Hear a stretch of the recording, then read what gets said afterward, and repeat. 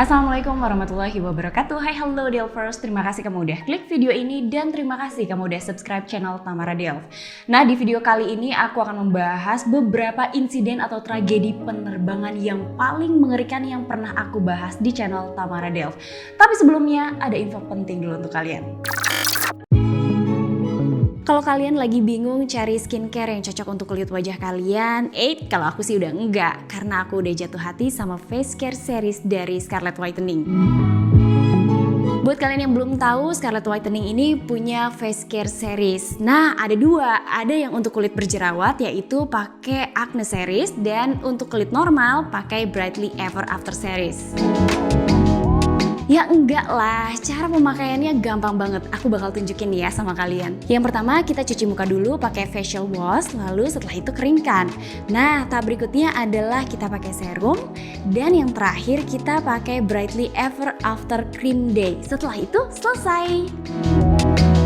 Nah, bukan cuman pakai bahan-bahan yang aman, tapi face care series dari Scarlett Whitening ini juga mengandung glutathione, vitamin C, vitamin E, rose petal, aloe vera yang bikin muka bisa lebih cerah dan juga lebih kencang, menghilangkan bekas jerawat dan juga menghilangkan flek hitam di wajah. Nah, untuk kamu yang masih bingung cari skincare yang cocok untuk kulit wajah kamu, aku rekomendasikan kamu untuk pakai face care series dari Scarlett Whitening. Nah, di video kali ini aku akan membahas mengenai insiden dan tragedi penerbangan yang paling mengerikan yang sudah channel Tamara Delv buat.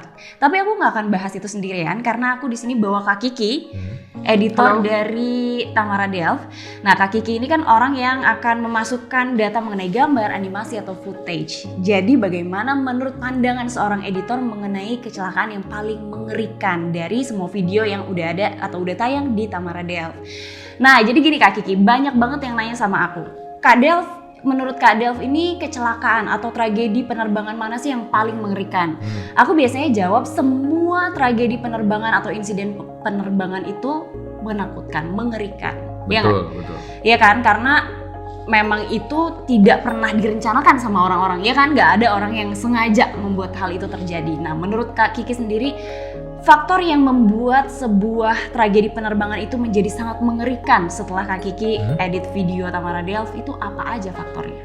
Dari segmen investigasi nih ya, yang pernah saya tangani di YouTube channelnya Tamara Delv, ada dua faktor sih. Yang pertama human factor, berarti faktor manusia. Yang kedua adalah gagal desain atau cacat desain, cacat desain dari produsen pesawat itu sendiri. Seperti itu.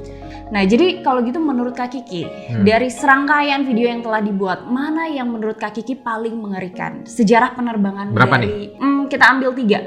Yang paling mengerikan. Yang paling mengerikan, yang pertama adalah yang kejadiannya di Bangladesh. Nepal. Kejadian di Nepal. US Bangla 211. Nah, kita lihat dulu aja videonya bagaimana kronologi sejarah penerbangannya. Kalau kalian belum nonton, kalian abis ini langsung harus nonton US Bangla 211. Ini videonya.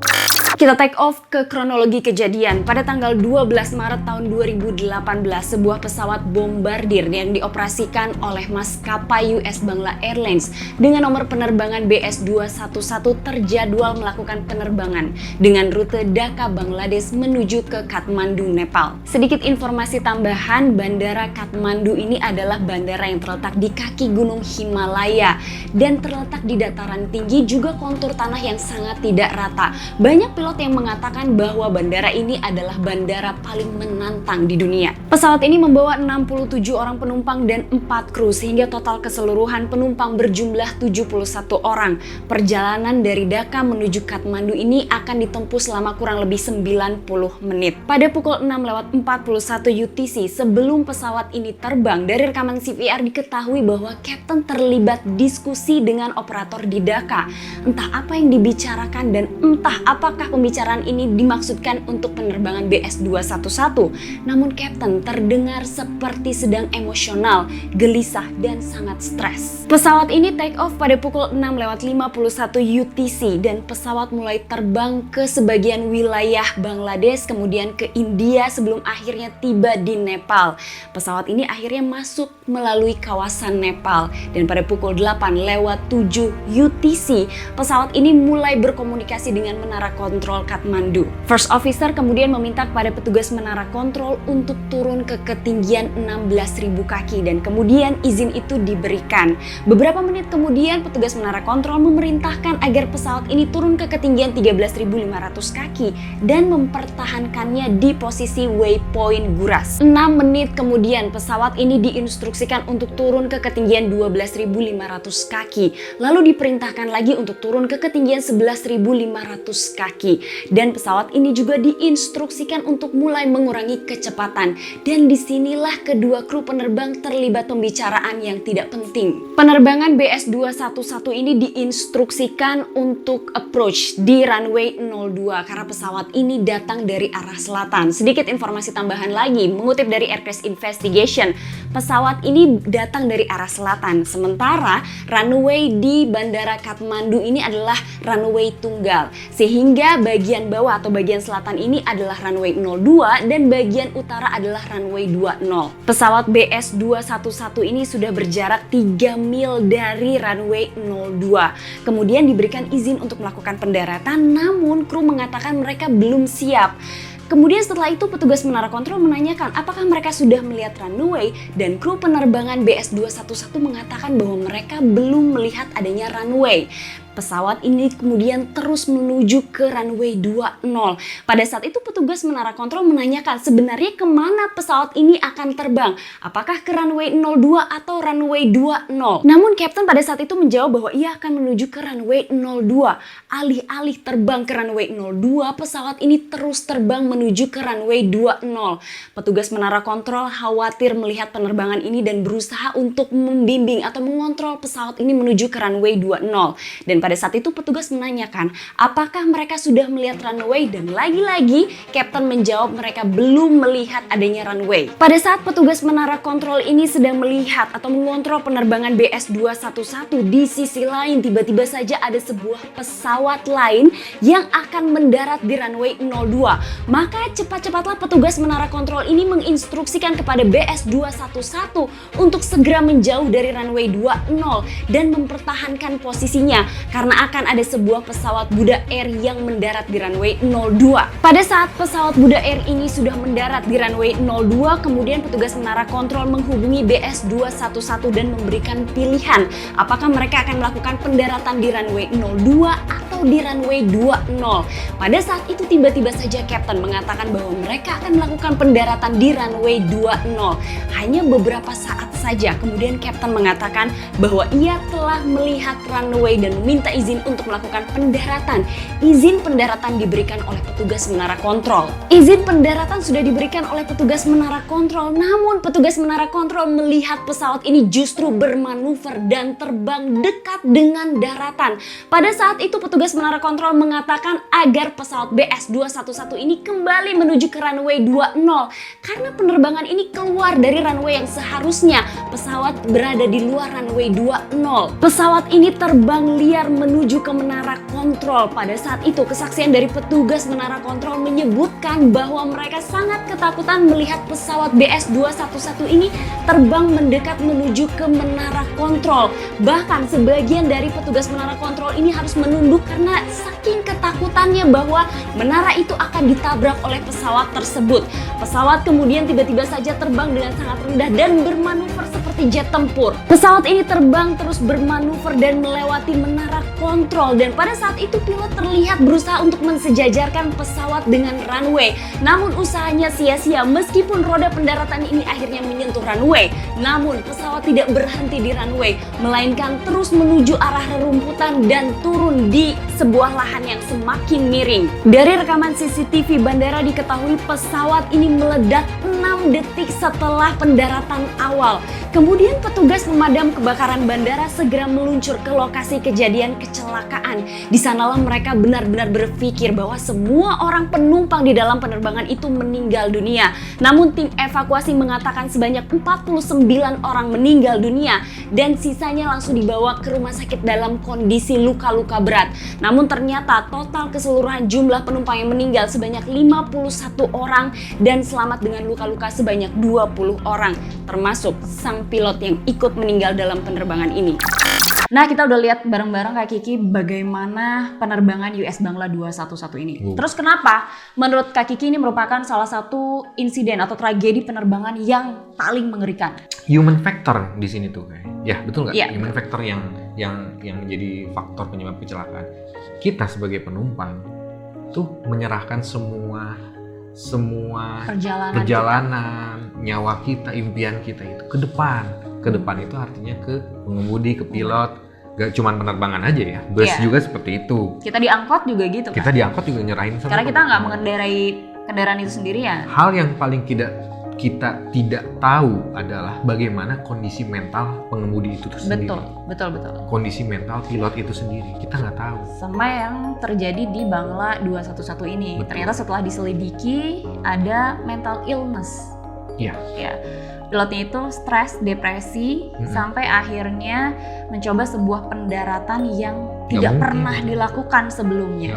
Hal yang sangat mustahil. Nah, setelah US Bangla disebut-sebut sama Kak Kiki merupakan salah satu penerbangan paling mengerikan. Yang kedua apa menurut Kak Kiki? Yang kedua itu hampir sama, kasusnya hampir sama seperti yang tadi. Cuman ini human factor juga sih. Cuman ini hal yang nggak perlu sebenarnya. Apa tuh? Aeroflot 593. Justru yang tadi kita bahas tuh, Aeroflot itu. Kamu penasaran seperti apa kisah penerbangannya? Kamu lihat dulu video ini. Kita akan masuk ke kronologi. Pada tanggal 22 Maret 1994, pesawat ini akan terbang dengan rute Moskow menuju ke Hong Kong. Dan pesawat ini take off dari Bandara Sheremetyevo pada pukul 13.39 UTC. 12 menit setelah take off, pesawat ini berada di ketinggian 9.100 meter. Kemudian mempertahankan ketinggian hingga 27 menit kemudian. Setelah itu naik ke ketinggian 10.100 meter dengan kecepatan 530 km per jam. Tidak lama setelah terbang, kemudian Kapten Danilov ini meminta izin untuk beristirahat di kabin penumpang, sehingga yang bertanggung jawab dalam penerbangan itu adalah Kapten Kudrinsky dan First Officer Igor. Kita akan ke kabin penumpang. Mengutip dari Air Crash Investigation, pada saat pesawat ini telah terbang mengudara, di kabin penumpang ada 2 orang anak yang ternyata tidak bisa tidur karena mereka sangat bahagia akan melakukan perjalanan ke Hong Kong. Mereka berdua ini adalah anak dari Kapten Kudrinsky yang pada saat itu banyak penumpang sudah tidur tapi mereka tidak bisa tidur. Melihat hal itu, Makarov ternyata memiliki ide untuk mengajak mereka pergi ke ruang kokpit melihat ayahnya. Betapa senangnya sang ayah ini melihat kedua anaknya ada di ruang kokpit. Nah, seketika ayahnya langsung menawarkan kepada anak perempuannya untuk duduk di kursi pilot.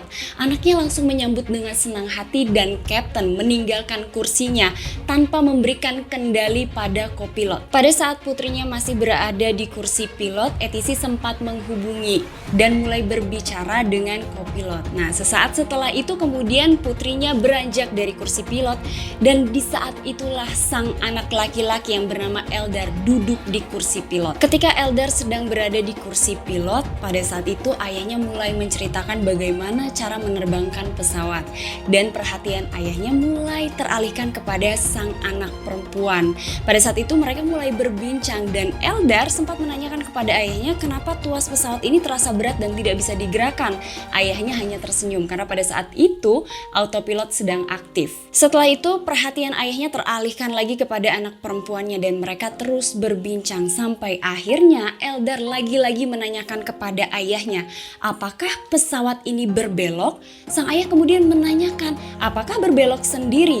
Dan mulai saat itulah kondisi pesawat dalam posisi yang aneh. Posisi pesawat pada saat itu miring 45 derajat.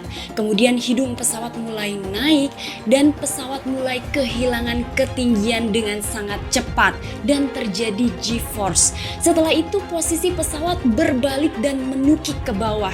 Nah, kemudian posisi hidung pesawat ini sempat naik dan terus naik hingga nyaris vertikal.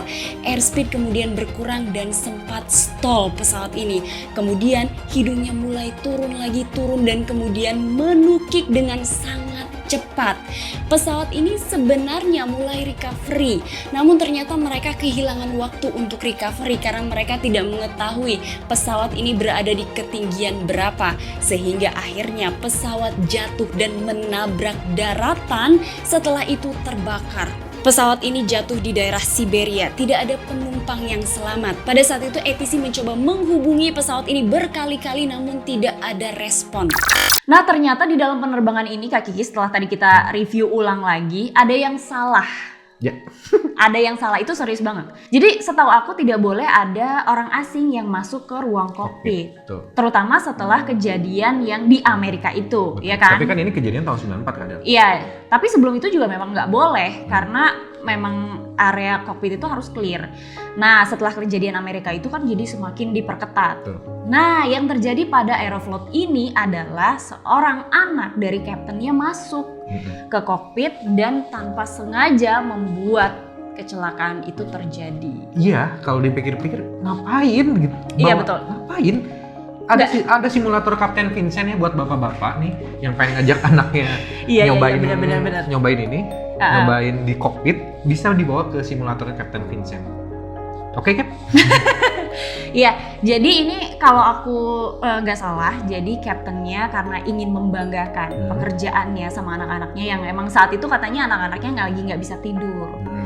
Nah dipercaya saat itu nggak bisa tidur, akhirnya anak-anaknya dibawalah ke tempat kerja, ke ruangan kerja bapaknya, dan di sana ya kan ruangan kerja bapaknya itu bukan kayak nah itu juga kantor. Ya itu juga jadi pernyataan dan pertanyaan yang aneh juga, kenapa bisa kalau cuma lihat aja ya gitu. Ya, lihat aja. Ini disuruh duduk bergantian, bahkan ada anak perempuannya. Lihat juga jangan nih, kalau kata saya sih, kalau lihat juga jangan. Soalnya gini, lu bayangin gini.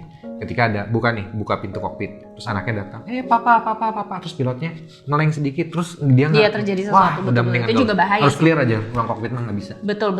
Okay. Jadi yoknya itu sama anaknya digerakin, padahal posisinya itu lagi autopilot. Ya, autopilot. Nah, yang membuat saat yok itu digerakin, jadi autopilotnya nggak aktif. Nah, dan itu juga baru ketahuan setelah tim investigasi itu masuk ke ruang kokpit dan melihat, menurut laporan dari tim evakuasi juga, bahwa ada 2 anak di ruang kokpit.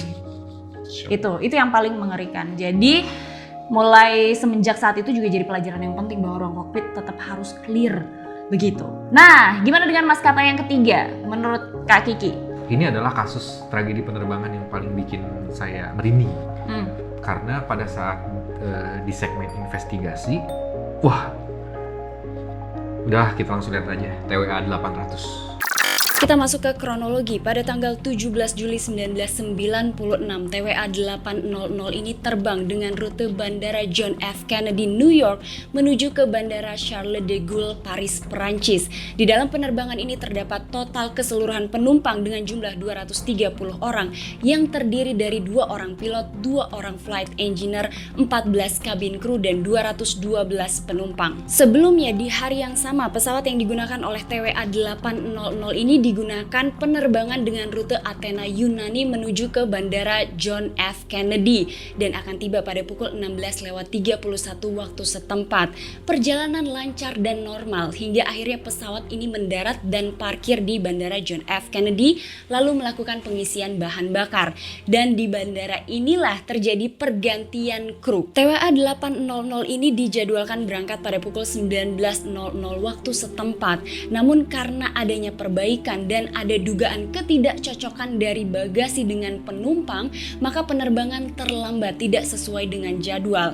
Ada salah satu bagasi yang diduga ada di dalam kargo TWA 800, namun penumpangnya tidak ada di dalam pesawat tersebut, sehingga pihak dari maskapai kemudian berusaha untuk melakukan pengecekan hampir sekitar 1 jam. Lalu setelah dilakukan pengecekan, ternyata sang penumpang ada di dalam penerbangan TWA 800. Pada pukul 20:08 waktu setempat, pesawat TWA 800 diperbolehkan untuk taksi di landas pacu 22R, dan setelah menunggu hampir 1 jam, pesawat ini diperbolehkan take off pada pukul 20:19 waktu setempat. Penumpang sempat menunggu sekitar 1 jam di dalam pesawat pada saat melakukan pengecekan bagasi, dan pesawat pada saat itu dalam kondisi yang sangat panas. Jadi pesawat ini hanya mengandalkan AC dari EPU tanpa menyalakan mesin pesawat. Jadi di dalam pesawat ini hanya akan terasa aliran angin tanpa adanya hawa dingin, dan kondisi ini sudah berlangsung selama 2,5 jam sejak saat pesawat ini diisi bahan bakar, dan terlebih suhu di John F. Kennedy pada saat itu sangat panas. Pada pukul 20.25 ATC Boston menginstruksikan TWA 800 untuk naik ke ketinggian 19.000 kaki dan mempertahankannya. Namun kemudian merubah lagi menjadi ketinggian 13.000 kaki dan mempertahankannya. Pada pukul 20.29 melalui rekaman CVR diketahui pilot pada saat itu sempat mengatakan bahwa ada yang aneh dengan indikator bahan bakar. Ia melihat jarumnya turun dengan sangat drastis dibandingkan dengan indikator yang lain. Namun pada saat itu tidak ada satu orang kru yang merespon. 1 menit kemudian ATC Boston memerintahkan TWA 800 ini untuk naik ke ketinggian 15.000 kaki. Kemudian Oliver pada saat itu menaikkan tenaga pesawat dan mengonfirmasi tindakannya dengan menyebutkan power set. Setelah itu tidak ada lagi rekaman CVR yang terdengar. Pada pukul 20.31 ketika pesawat TWA 800 ini sedang naik ke ketinggian 15.000 kaki, tiba-tiba saja terjadi ledakan di perut pesawat. Kemudian bagian depan pesawat ini terlepas dan jatuh dalam kondisi terbakar.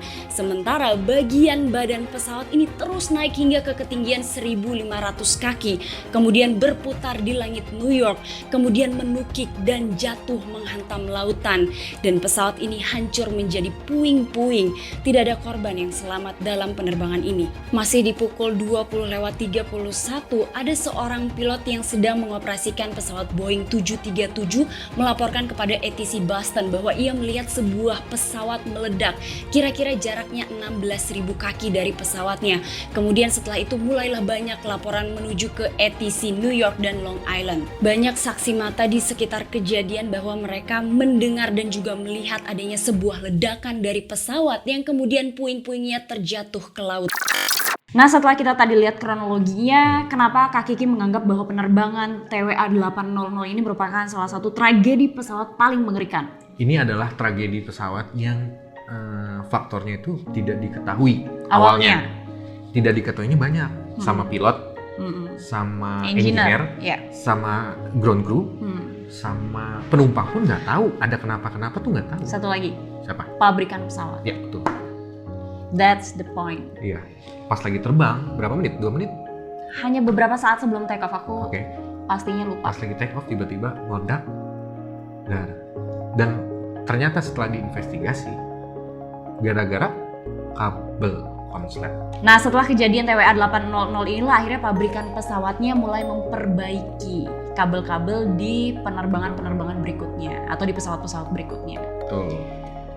Jadi gimana dong kalau misalnya aku takut naik pesawat ke Delft? Nah, sebenarnya gini, aku kan melihat beberapa sejarah penerbangan. Jadi ini aku pribadi ya, melihat sebuah tragedi atau insiden penerbangan itu seringkali terjadi sebelum tahun 2000. Di mana teknologi ini memang belum kayak sekarang, belum canggih banget. Ini yang kita bahas adalah tragedi yang karena faktornya cacat desain.